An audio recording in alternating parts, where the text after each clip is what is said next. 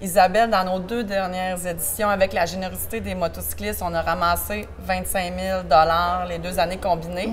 Là, cette année, on s'est mis un objectif pour la 3e édition de 15 000 15 000 ça représente quoi pour toi? On va aider combien de personnes avec ce 15 000 $-là? Excellente question.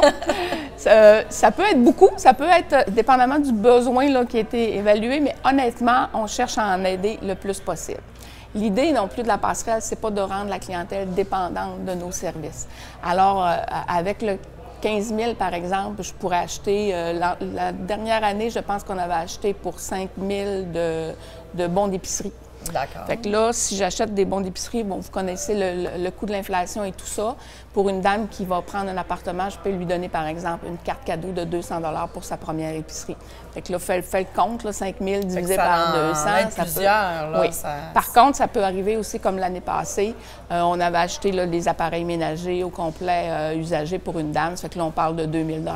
Okay. C'est très, très variable, mais honnêtement, le but, c'est d'aider le plus de femmes possible. C'est de les aider à arriver au bout du tunnel, puis le petit coup de pouce qui manque. Le petit coup de pouce, c'est très bien dit parce que c'est pas non plus de tout faire. Notre travail, c'est aussi de rendre autonome et c'est vraiment comme un petit peu le tape dans le dos de la vie. Là, oui, le petit souffle que la RAID donne à la passerelle aussi, parce que je parlais tantôt, c'est l'inflation, c'est la pénurie de logements, c'est l'augmentation des violences.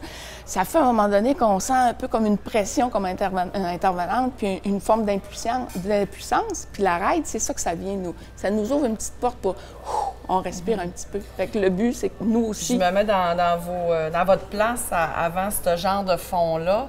Quand les gens avaient des besoins, tu devais avoir le goût des fois de faire un chèque personnel. Là, tu peux pas parce que ça finira jamais, mais tu devais avoir le goût de dire je vais te donner ça, tu sais. Je disais pas que j'allais donner, mais je faisais des prêts. Oui, hein, c'est ça. ils ont parfois terminé par des dons. Mais oui, effectivement. Effectivement. Ce sentiment d'impuissance-là, il est très usant. Oui, je dirais, pour une intervenante. Ça nous a donné un petit sentiment de puissance, d'aide supplémentaire, autre que d'intervenir en crise, d'offrir la sécurité. C'est le petit plus qui nous manquait, puis ça fait vraiment du bien. Tant mieux, parce que c'était notre objectif.